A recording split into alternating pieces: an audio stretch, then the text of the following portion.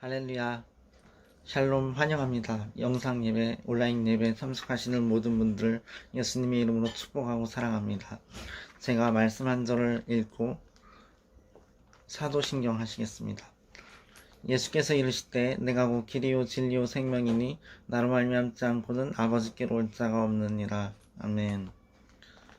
사도신경으로 신앙을 고백하겠습니다. 전능하사 천지를 만드신 하나님 아버지를 내가 믿사오며 그 외아들 우리 주 예수 그리스도를 믿사오니 이는 성령으로 잉태하사 동정녀 마리아에게 나시고 본디오 빌라도에게 고난을 받으사 십자가에 못 박혀 죽으시고 장사한 지 사흘 만에 죽은 자 가운데서 다시 살아나셨으며 하늘에 오르사 전능하신 하나님 우편에 앉아 계시다가 저리로서 산 자와 죽은 자를 심판하러 오시리라. 성령을 믿사하며 거룩한 공예와 성도가 서로 요통하는 것과 죄를 사하여 주시는 것과 몸이 다시 사는 것과 영원히 사는 것을 믿사옵나이다. 아멘. 516장 찬양하겠습니다. 옳은 길 따라 의의 길을 세계 만민의 참된 길, 이 길 따라서 살기를 온 세계에 전하세. 만 백성이 나갈 길, 어두운 밤 지나고 동튼다. 환한 빛 보아라 저 빛. 주 예수의 나라 이 땅에 곧 오겠네 오겠네.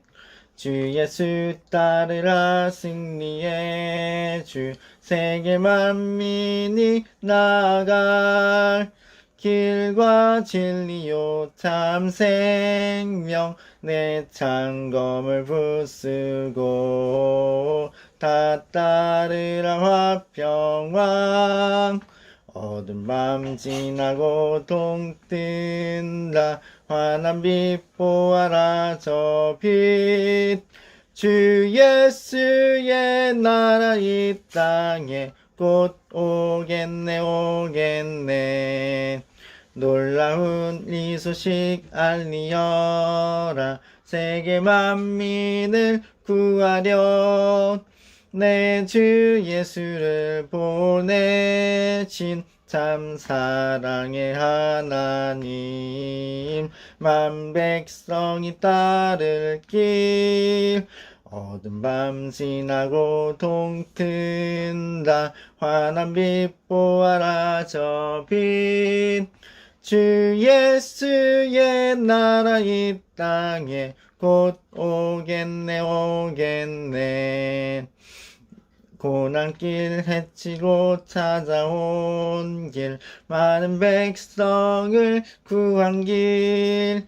모두 나와서 믿으면 온 세상이 마침내 이 진리에 살겠네. 어두운 밤 지나고 동튼다. 환한 빛 보아라 저 빛. 주 예수의 나라 이 땅에 곧 오겠네 오겠네. 528장 부르겠습니다.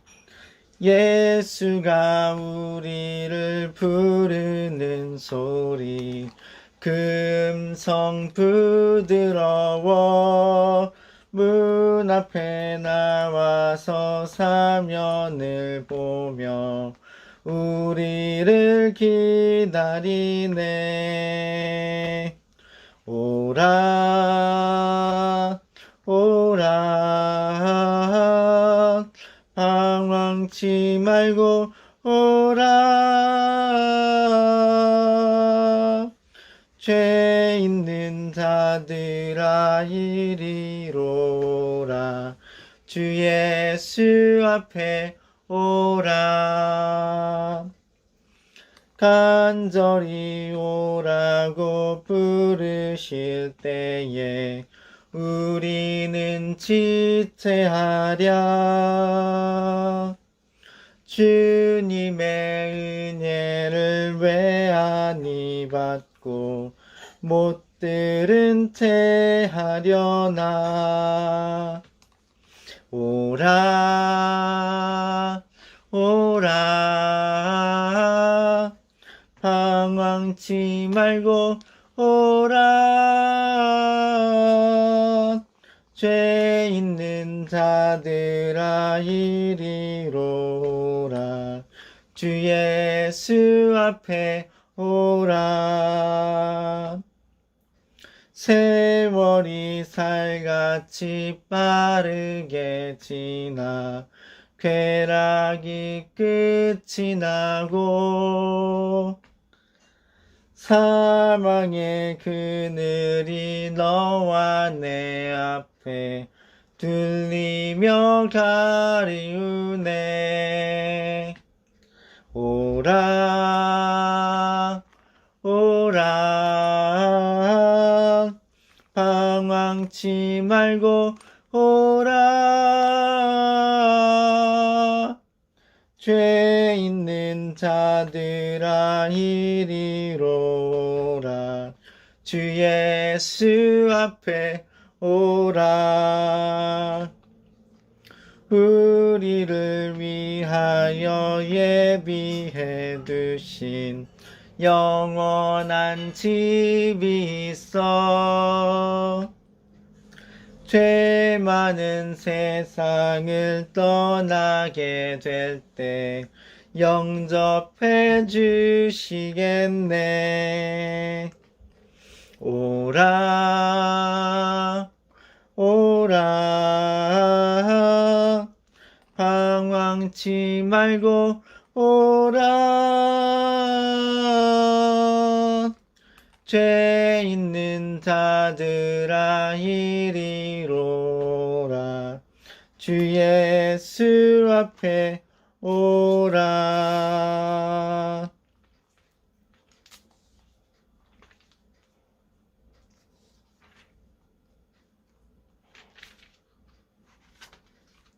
560장 찬양하겠습니다.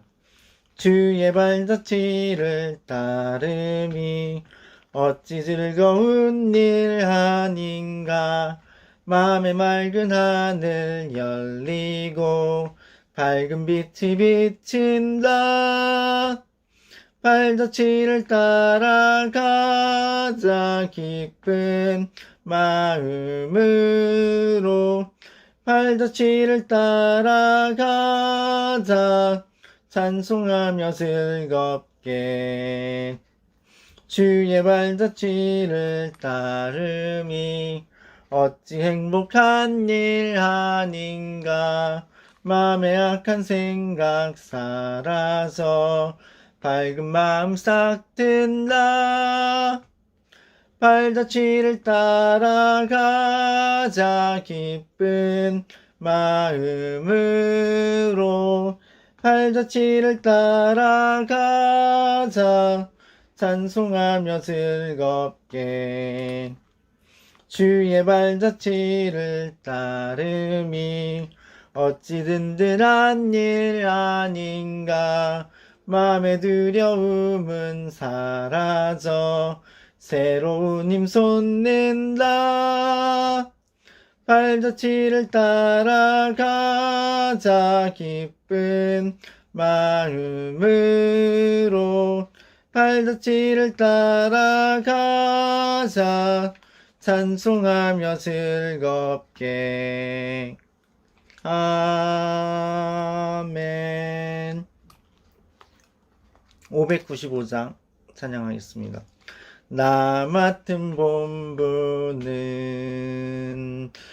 구주를 높이고 문영혼 구원 얻도록 잘 인도함이라. 부르심 받들어 내 형제 섬기며 구주의 뜻을 따라서 내 정성 다하리. 주 앞에 모든 일 잘 행케 하시며 이후에 주님 배울 때 상 받게 하소서. 나 항상 깨어서 늘 기도드리며 내 믿음 변치 않도록 날 도와주소서. 아멘.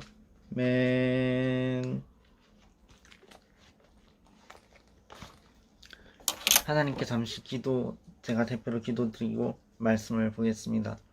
선하신 주님, 우리의 선한 목자가 되어주심을 인하여 감사드립니다. 천지 만물을 창조하시고 주관하시는 주님께서 우리를 구원하시고 복을 주시고 은혜를 베풀어 주심을, 또 그렇게 하실 것들을 감사드립니다. 주여, 우리에게 성령의 충만함을 주시고 하나님의 말씀을 잘 알게 하시며 주의 그 말씀을 따라 행할 힘을 공급하여 주시옵소서. 주님께서 영원토록 영광을 받으시고 찬양과 경배를 받아 주옵소서. 예수님의 이름 안에 기도했습니다. 아멘. 오늘 제가 말씀해 드릴 말씀의 제목은 개신교 입장에서 설명하는 가톨릭, 또는 교회 입장으로 설명하는 성당, 이것입니다. 먼저 로마서 5장 17절부터 19절을 읽어드리겠습니다. 한 사람의 범죄로 말미암아 사망이 그 한 사람을 통하여 왕노릇하였은즉 더욱 은혜와 의의 선물을 넘치게 받는 자들은 한 분 예수 그리스도를 통하여 생명 안에서 왕노릇하리로다. 그런즉 한 범죄로 많은 사람이 정죄에 이른 것 같이 한 의로운 행위로 말미암아 많은 사람이 의롭다 하심을 받아 생명에 이르렀느니라. 한 사람이 순종하지 아니함으로 많은 사람이 죄인 된 것 같이 한 사람이 순종하심으로 많은 사람이 의인이 되리라. 아멘.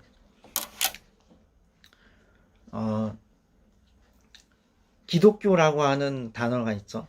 이거를 우리나라에서는 보통 개신교, 교회를 지칭할 때 기독교다 이렇게 얘기를 하는데, 사실 가톨릭과 개신교가 공통적으로 기독교라고 불려지는 거에 맞습니다. 이게 옳은 그 단어거든요. 단어 해설이고. 그래서 옛적부터 초대교회로부터 쭉 이어져 내려왔던 가톨릭 중세에, 그리고 그 1600년대, 1500년대에 갈라져 나온 성경으로 돌아가자라는 운동으로 갈라져 나온 것이 이제 새롭게 열었다. 그래서 개신교 이렇게 말하죠. 그래서 개신교 하면 교회이고 가톨릭 하면 성당이고, 이 두 가지를 함께 부를 때 기독교라고 말하는데, 이제 기독이라는 단어가 예수 그리스도, 이거를 한문으로 이렇게 좀 이렇게 변형을 시킨 거죠. 그리스도교, 기독교 이렇게 되는 겁니다. 그렇다면 우리는 무엇을 신앙하느냐? 그리스도를 신앙하는 거죠. 그리스도의 십자가에 달려 죽으심과 부활하심으로 말미암은 대속의 은혜, 구원의 은혜를 믿는 거고, 그것만이 유일한 천국 가는 길임을 믿는 거죠. 그것만이 영원하신 하나님께 이르는 길임을 믿는 것입니다. 오늘 본문을 보시면 한 사람의 범죄로 많은 사람에게 사망이 왕노릇했대요. 이게 누굴 의미하냐면 아담을 뜻하는 겁니다. 첫 사람 아담. 하나님께서 에덴 동산을 창설하시고 천지를 창조하셔서 모든 것들을 다 아담에게 주셨어요. 관리하라고. 아담은 다 이름을 짓고 그 가운데 부족함이 없었습니다. 동산 나무의 모든 실과를 먹을 수 있었는데, 그 모든 과일 가운데 딱 하나만 먹지 말라고 했는데 선과 악을 알게 하는 나무의 열매였어요. 근데 그 선악과를 먹었죠. 그래서 사람에게 죄가 들어왔고, 이제 태어날 때부터 사람은 그 죄성을 지닌, 원죄를 지닌 죄인으로 태어나는 거예요. 그래서 모두가 그 죄값으로 인하여 사망을 당하고 불지옥에서 영원히 고통받게 되는데, 그것을 둘째 사람이라고 말할 수 있는, 둘째 아담이라고 말할 수 있는 예수께서 2000년 전에 하나님의 아들이신 예수께서 오셔서 그 죄값을 다 치르심으로 우리를 구원하셨다라는 것이죠. 갈라디아서 2장 21절에 보면 이렇게 써 있습니다. 내가 하나님의 은혜를 패하지 아니하노니 만일 의롭게 되는 것이 율법으로 말미암으면 그리스도께서 헛되이 죽으셨느니라. 여러분, 예수님께서 우리를 위해 죽으신 것이 우리의 구원을 이루는 근거가 됩니다. 우리의 착한 행실이 아니에요. 우리의 봉사, 헌신, 우리의 열정이 아닙니다. 예수께서 십자가에 달려 죽으신 것, 그리고 부활하신 것, 그것이 우리로 하여금 영원한 천국에 이르게 하는 거예요. 그 사실이. 베니힌이라는 치유사역자가 있습니다. 베니힌이 이렇게 말했어요. 성령님에 대해서 동방교회와 서방교회를 아울러서 성당, 가톨릭, 교회, 개신교 모든 교파들에 이르기까지 예수님을 믿고 따르는 모든 성도들 가운데, 모든 그러한 사람들 가운데 성령님이 계신다. 그리고 성령님이 역사하신다. 이 말을 어떻게 생각하세요? 어떤 개신교인들은 이 말을 좀 의구심을 가질 겁니다. 그런데 갈라디아서 2장 16절을 보면 이건 옳은 말입니다. 2장 16절을 읽어드릴게요. 2장 16절이 아니라 고린도전서 12장 3절. 죄송합니다. 고린도전서 12장 3절을 보시면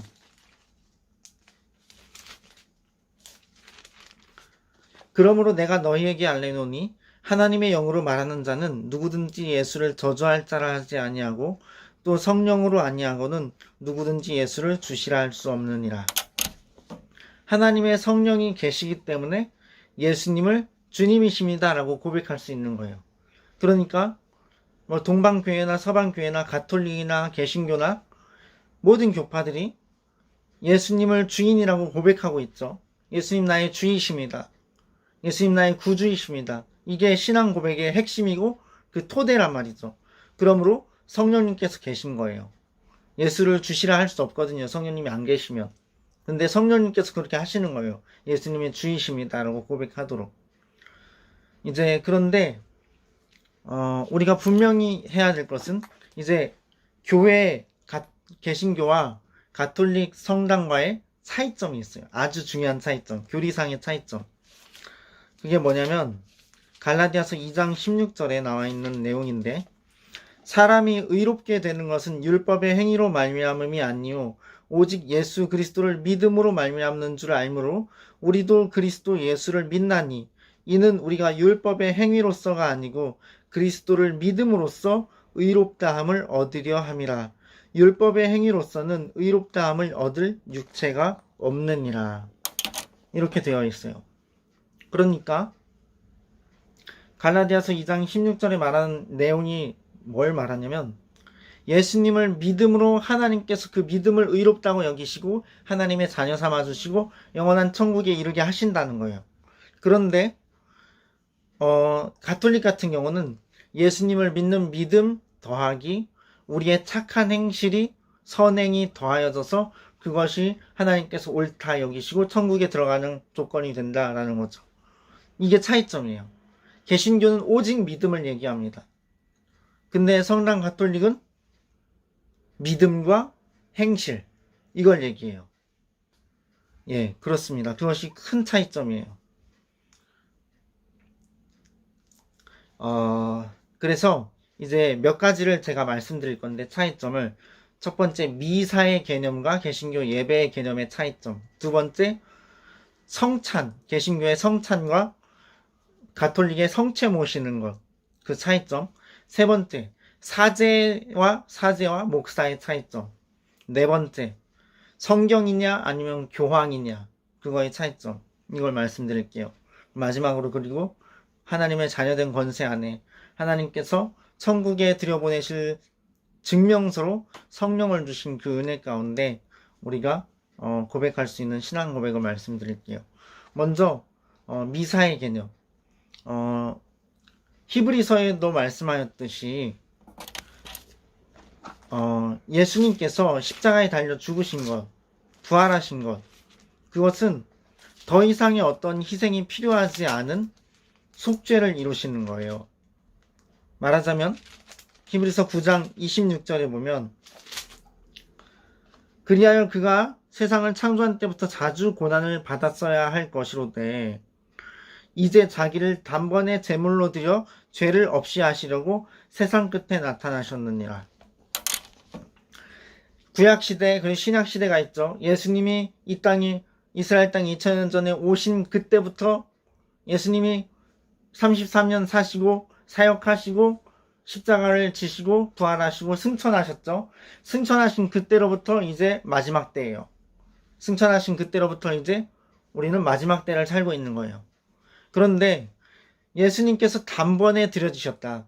예수님이 단번에 십자가의 제물로 드려지신 그 사건이 우리의 죄를 온전히 완전히 없앨 수 없었다면 예수님이 창조 때부터 자주 자신을 들이셨어야 했을 것이다. 그러나 그렇지가 않다. 예수님의 한 번의 그 십자가 속죄로 죄에 대한 값은 완전히 치러졌다. 이것을 말해요. 그리스도의 피공로, 그 예수님의 공로를 의지해서 그 그리스도의 피 안에서 하나님께 나아가는 것. 그것이 하나님께서 우리에게 말씀하시는, 말하자면 개신교 예배의 어떤 기초가 되는 그러한 신앙인 것이죠. 히브리서 10장 12절도 보면요, 이렇게 써 있어요. 오직 그리스도는 죄를 위하여 한 영원한 제사를 드리시고 하나님 우편에 앉으사. 예수님이 죄를 위하여, 죄를 대신하시기 위하여 한 영원한 제사. 그러니까 예수님의 십자가 공로는 영원한 공로라는 거예요. 그리고 그분은 우리의 죄를 사하여 주셨고, 그리고 하나님 오른편에 앉아 계신다. 우리를 위하여 중보기 또 해주고 계신다라는 것이죠. 그런데 미사의 개념은 좀 달라요. 미사는 그 미사라는 이름에서 뜻에서부터 뭐냐면 어떤 제사를 드린다라는 의미가 있어요. 예수님께서 미사 때마다, 우리가 미사를 바칠 때마다 예수님께서 그 미사의 그 의식 가운데 희생 제물이 되신다. 이런 개념이 있어요. 예수님이 반복해서, 미사가 반복될 때마다 반복해서 희생되신다. 이런 개념이 미사의 개념인 거예요. 그러니까 개신교인인 교회에 다니는 저와 같은 사람은 미사의 개념을 받아들일 수가 없는 거죠. 예. 그리고 이제 두 번째, 성찬 의미가 있는데, 먼저 성체 모신다라고 하죠. 가톨릭 미사에서 늘 미사를 할 때마다 성체를 모시는데, 성공회에도 성찬을 매 예배 때마다 하죠. 그런데 이제 가톨릭은 화채설을 주장합니다.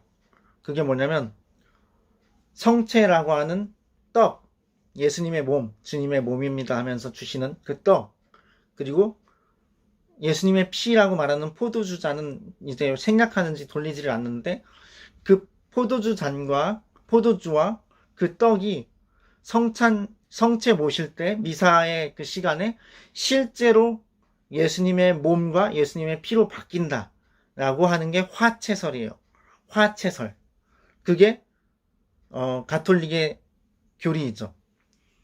그리고 이제 그 성체를 모실 때 그 미사 시간에 이 동그란 예수님 몸이라고 하는 그 성체를 이렇게 높이 들면 이제 모든 회중이 그 앞에 90도로 이렇게 절을 합니다. 90도로 인사를 해요. 이 성체에 모시는 걸로 인해서 이제 고민하는 학생의 얘기를 제가 들어본 적이 있어요. 인터넷에서. 성체 모실 때 너무 고민된다는 거예요.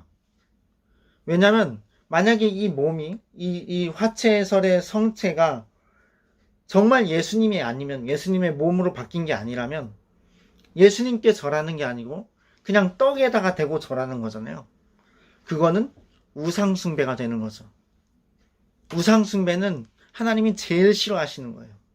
이스라엘 백성들이 구약의 역사에서 계속 외세 침략을 당하고 고통을 당했던 원인이 우상숭배였어요. 그래서 우상숭배를 하면 하나님의 진노와 저주를 당하게 됩니다. 그런데 이제 가톨릭 같은 경우는 조상에게 제사 지내는 것도 그냥 어떤 한국의 전통이라서 그냥 본 건지 제사를 금지하지를 않아요.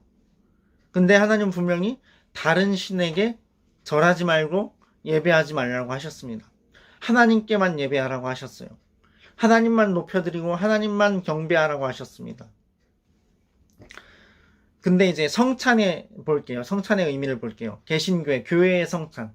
교회에선 성찬식을 자주 하지는 않아요. 근데 이 성찬식을 하는 의미는 예수님께서 명하셨기 때문에 하는 것입니다.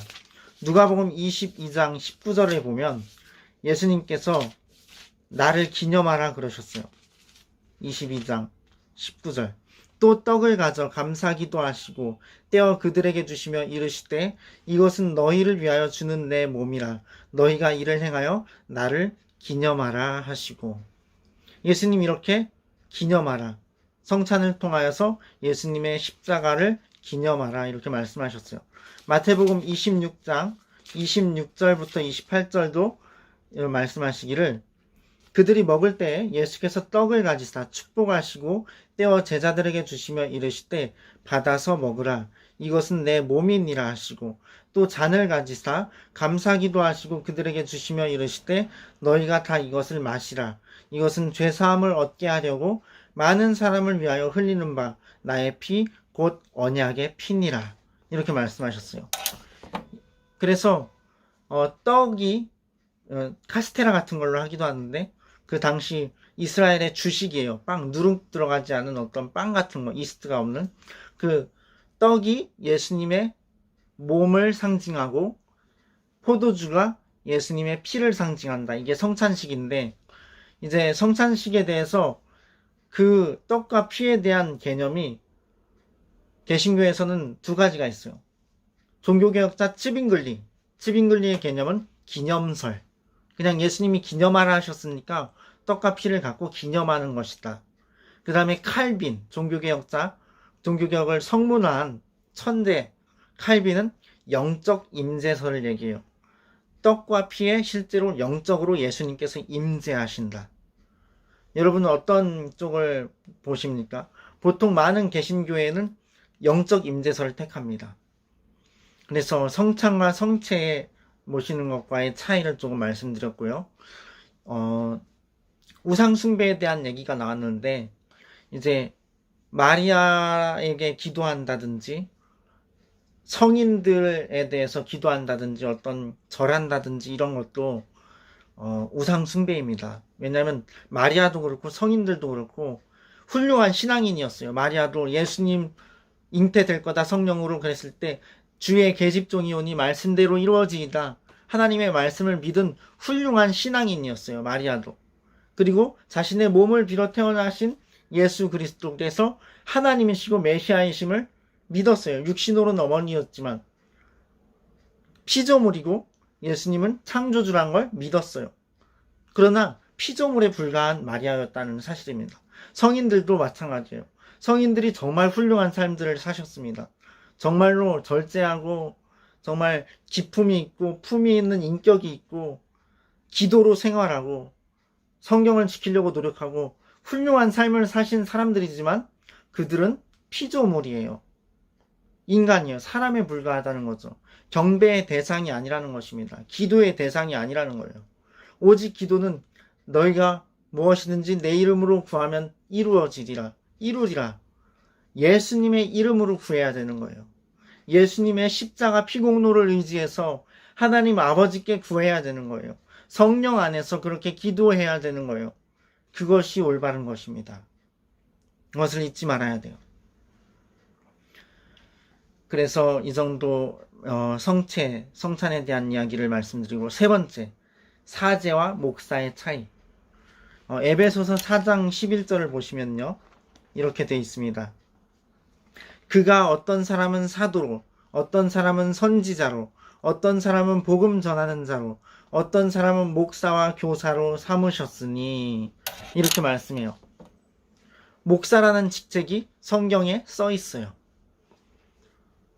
하나님께서 어떤 사람은 사도, 선지자, 목사, 복음 전하는 자, 교사 이렇게 부르셨대요.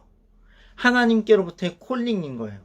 그래서 교회 안에서 이제 우리 개신교인들 가운데 앞에 선 목사님들에 대한 스토리가 다 있는 걸 알죠. 어려서부터 모태신앙으로 자라서 목사의 길을 간 사람도 있고, 특히 목사님 아들, 딸들이 그런 길을 잘 가죠. 아니면 또 예수님을 뒤늦게 믿고 예수님의 부르심을 받아서 성령님의 부르심으로 목사가 된 사람들도 있고 여러 가지 스토리들이 많아요. 목사님 돼야 되는데 막 자기가 거부하고 거절하고 그러다가 하나님께 혼나고 나서 목사님이 되었다는 얘기도 많고 그렇죠? 그 목사님 된 사람들의 목적은 뭐예요? 12절에 보니까 성도를 온전하게 하여 봉사의 일을 하게 하며 그리스도의 몸을 세우려 하심이라. 예수 그리스도를 믿는 모든 사람들, 모든 백성들, 온 우주적인 그리스도의 몸, 그 몸을 온전케 세우려 하시는 것이다. 그것이 목사의 일이고 성도들로 하여금 봉사의 일을 하게 하고 온전케 하는 것. 그것이 목사의 목적입니다. 그런데 이제 또 사제가 있어요. 가톨릭에는. 사제라는 이름 자체가 미사의 개념에 반복해서 그리스도께서 희생되신다라고 말하는 그런 개념과 일치하는 부분이 있죠. 사제다, 반복해서 드리는 제사인 미사다. 그래요. 그런 거예요. 근데 이제 사제를 통해서 죄사함을 받는다 이런 믿음이 있어요. 하나님께 나아갈 때도 사제를 통로로 해서 하나님께 나아간다. 이런 믿음들이 있는 거예요. 가톨릭에는. 그러니까 사제의 위치를 굉장히 높이 끌어다 놨죠. 근데 개신교 교회에서는 종교개혁 때 루터가 만인 제사장을 주의를 선포했어요. 하나님께서 모든 그리스도를 믿은 사람들을 제사장으로 부르셨다. 성경에도 그렇게 써 있거든요. 너희는 왕 같은 제사장이요 거룩한 나라요 그의 소유된 백성이라. 그래서 목사는 사람에 불과해요.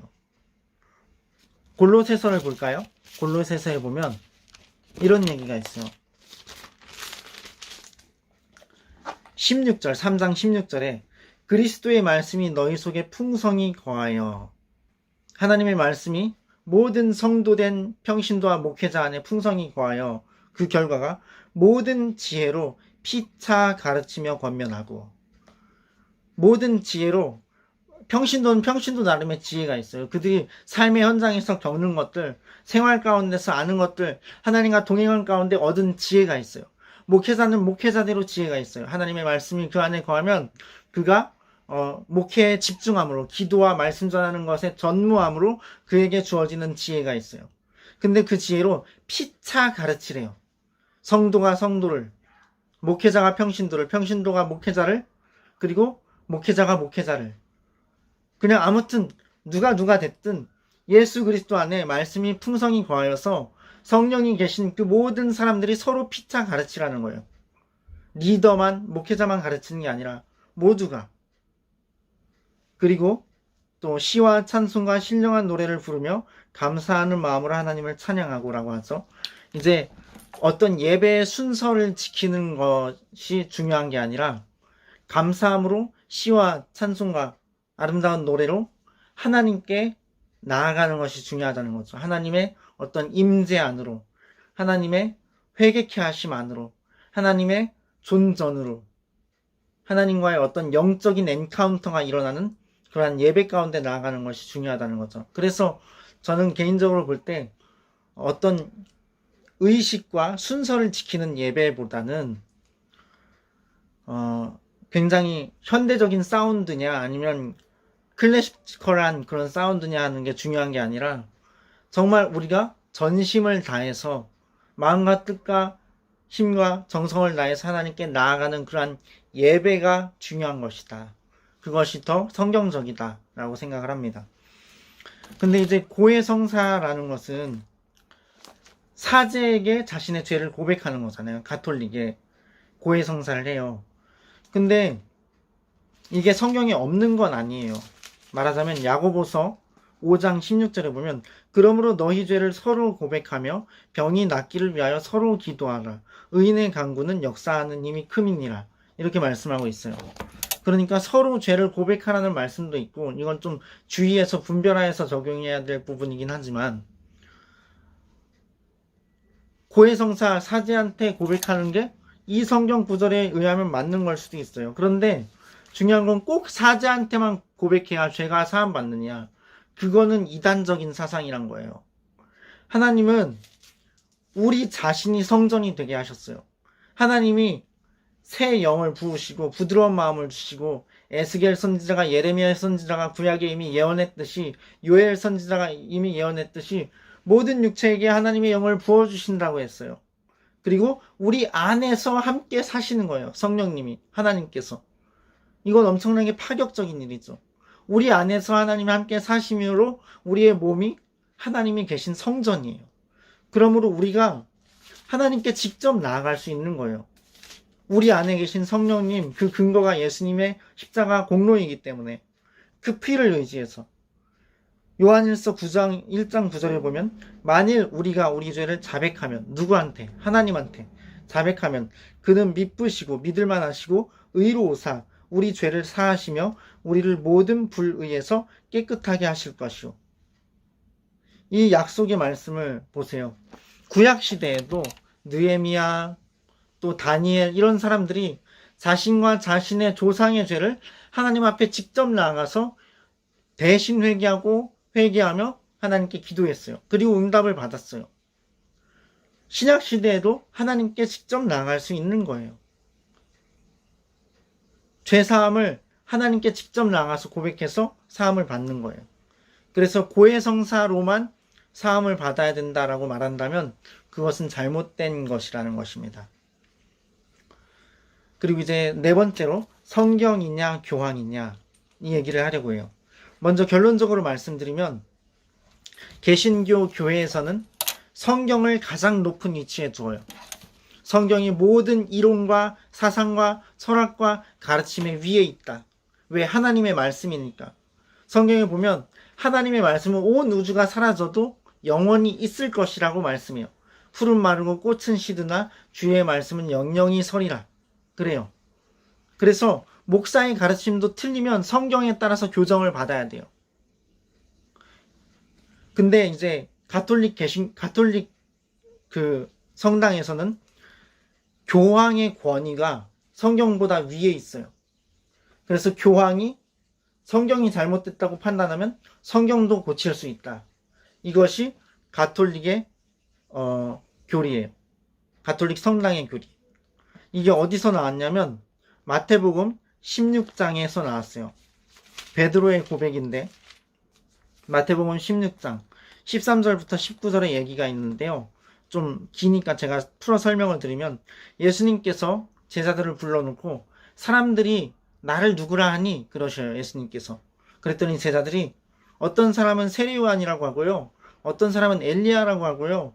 어떤 사람은 예레미야나 또 선지자 중에 하나라고 하던데요. 그래요. 그러면 예수님이 이제 제자들한테 또 물어봐요. 너희는 나를 누구라 하느냐? 그때 베드로가 대답합니다. 주는 그리스도시요 살아계신 하나님의 아들이시니이다. 이렇게 고백해요. 그래서 이제 그 다음에 예수께서 말씀하시기를 너는 베드로라 내가 이 반석 위에 교회를 세우리니 음부의 권세가 이기지 못하리라. 내가 천국 열쇠를 너에게 주리니 네가 땅에서 무엇이든지 매면 하늘에서도 매일 것이요 네가 땅에서 무엇이든지 풀면 하늘에서도 풀리리라. 이렇게 얘기를 해요. 그래서 이제 이 베드로가 1대 교황이다.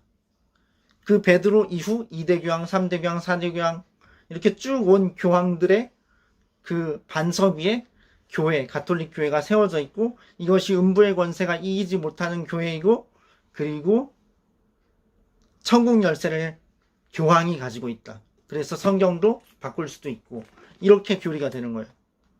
근데 이게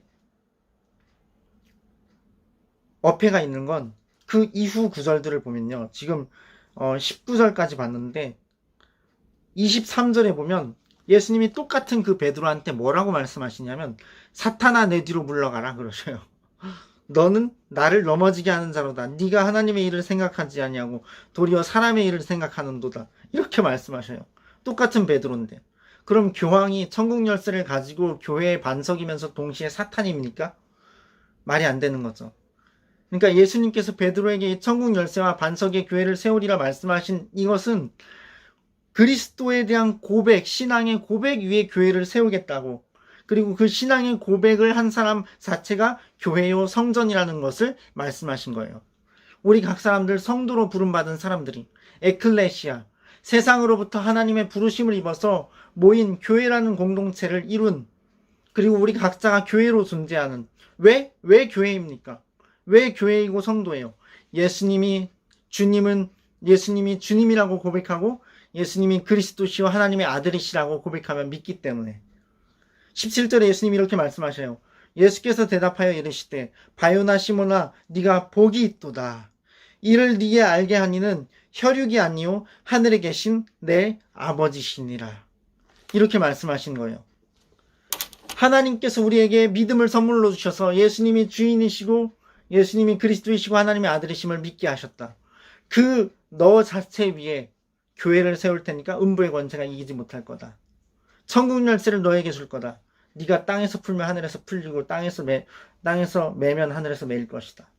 이거예요. 이것이 개신교의 성경이 가장 위에 있다라는 그 고백인 거예요. 제가 잠시 말씀드리면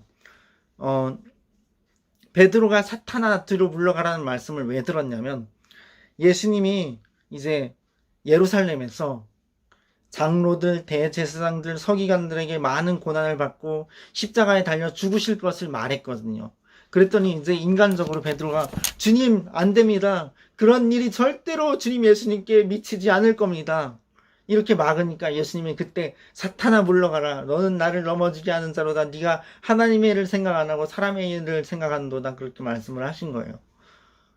그러니까 베드로도 한 인간에 불과하고 교황도 한 인간에 불과한 것입니다. 그것이 개신교의 믿음이에요. 교회의 믿음이고. 그래서 정말로 성경적인 믿음을 원한다면, 하나님의 기뻐하시는 뜻을 따르고 하자 한다면, 저는 목사로서, 그리고 영원한 하나님의 말씀을 믿음으로써 이렇게 권면드리고 싶어요.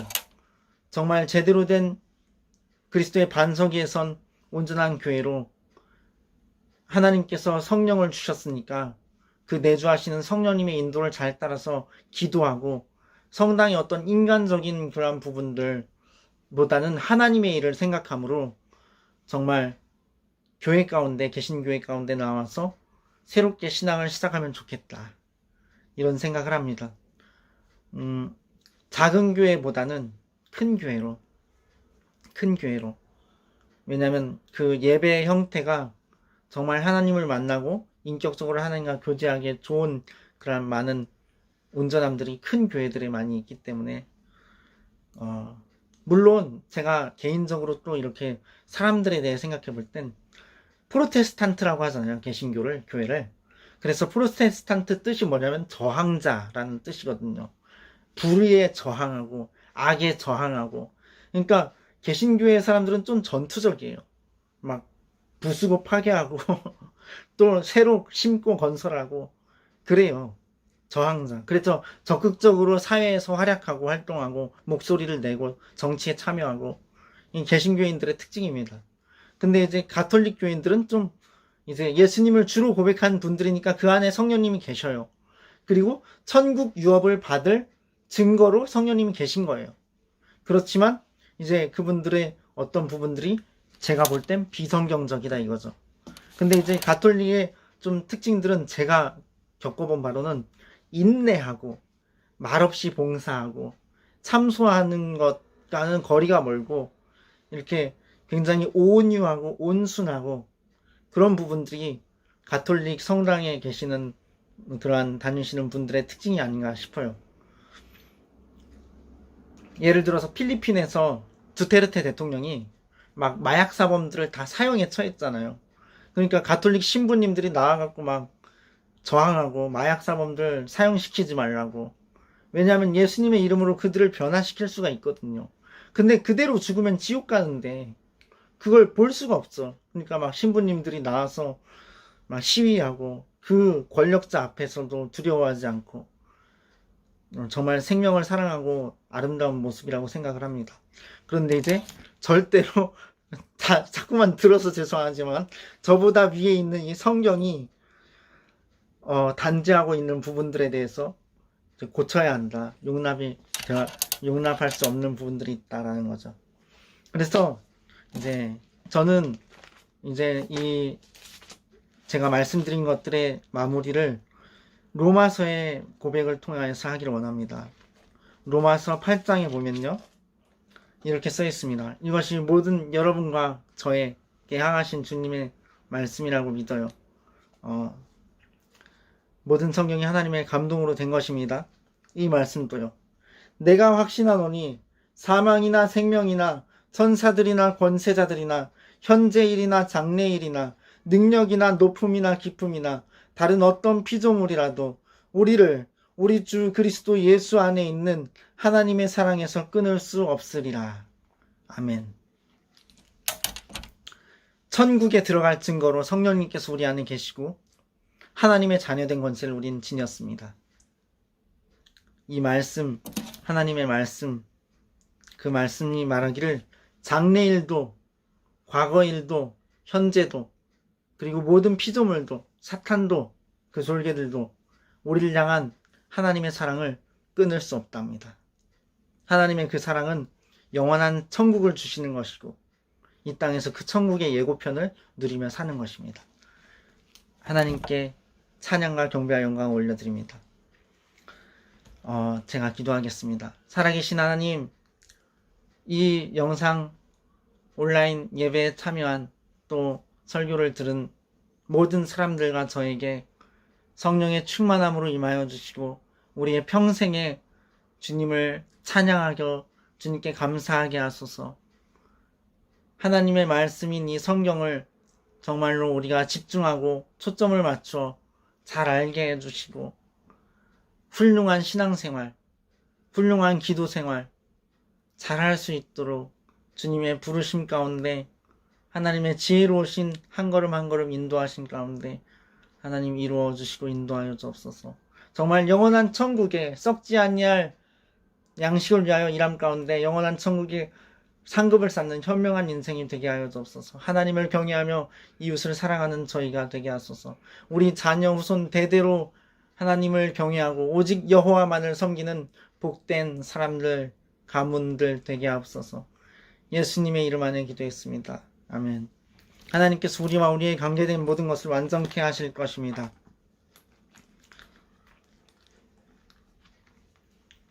529장 제가 찬양하겠습니다. 여러분도 찬송가가 있다면 함께 찬양하시고 기도하시고 싶으신 분은 기도하시고 혹 회개할 것들이 이제 생각나시거나 알게 되었다 하신다면 하나님께만 한번 이 시간 회개하는 시간을 가져보시기 바랍니다. 기뻐 받으시고 안아주실 것입니다. 우리 아버지 하나님께서 온유한 주님의 음성 내 귀에 속삭이네. 내 마음 문을 두드리니 곧 주님을 영접하라. 피하지 말라. 피하지 말라. 우리가 곁길로 피해도 맘속에 오시리.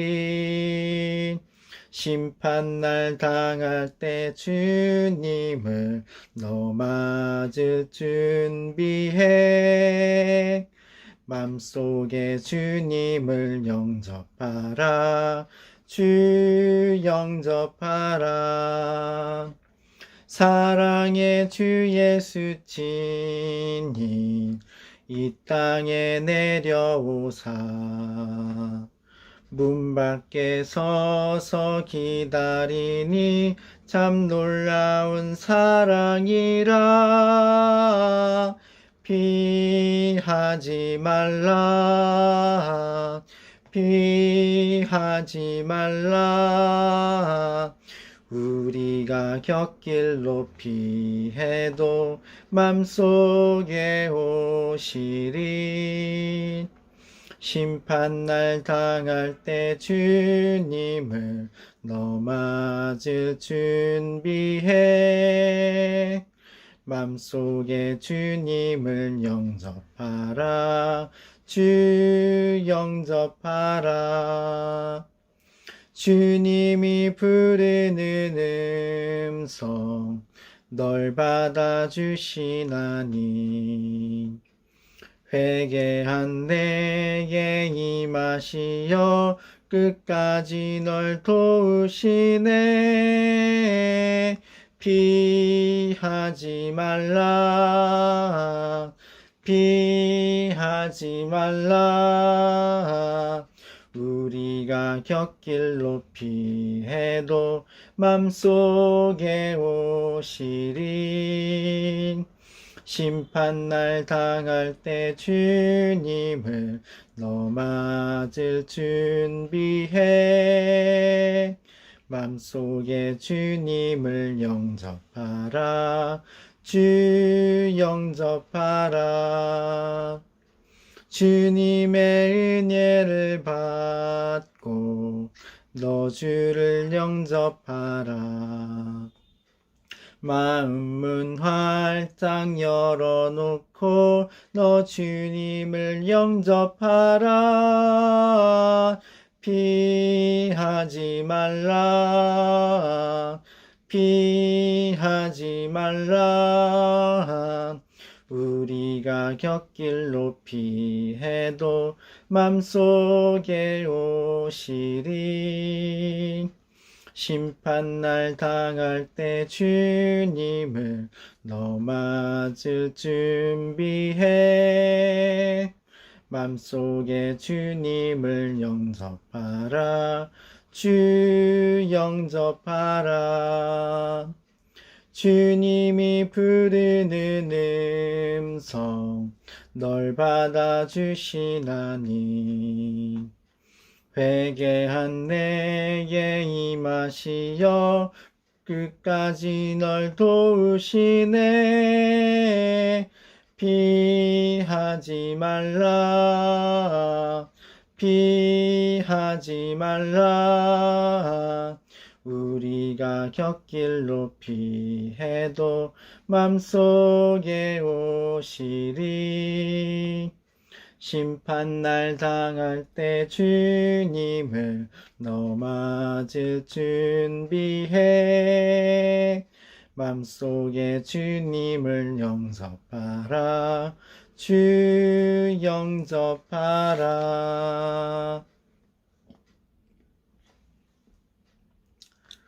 아멘. 주기도문으로 그리고 저의 축도를 마치겠습니다. 하늘에 계신 우리 아버지여 이름이 거룩히 여김을 받으시오며 나라에 임하옵시며 뜻이 하늘에서 이루어진 것 같이 땅에서도 이루어지이다. 오늘날 우리에게 일용할 양식을 주옵시고 우리가 우리에게 죄 지은 자를 사하여 준 것 같이 우리의 죄를 사하여 주옵시고 우리를 시험에 들게 하지 마옵시고 다만 악에서 구하옵소서. 대개 나라와 권세와 영광이 아버지께 영원히 있사옵나이다. 아멘. 지금은 우리 주 예수 그리스도의 크신 은혜와 하나님 아버지의 무한하신 사랑, 그 영원 무궁하신 사랑하신가, 성령님의 내주하시며 인도하시며 교통하시고 역사하시는 은혜가 이 온라인 예배 메시지를 들은 참여한 모든 사람들 머리 위에 그 삶 가운데 그 영원 가운데 이제로부터 영원 무궁토록 함께 계실지어다. 아멘. 하나님을 찬양합니다. 주님께서 우리 삶에 이루실 일을 기대합니다. 주님을 경배합니다. 하나님께서 다스리십니다. 하나님께서 우리 삶을 향하신 여러분의 각 사람에게 향하신 계획을 갖고 계십니다. 우리 안에 하나님의 생명이 있습니다. 우리는 그리스도께 속했습니다. 예수님의 이름으로 선포합니다.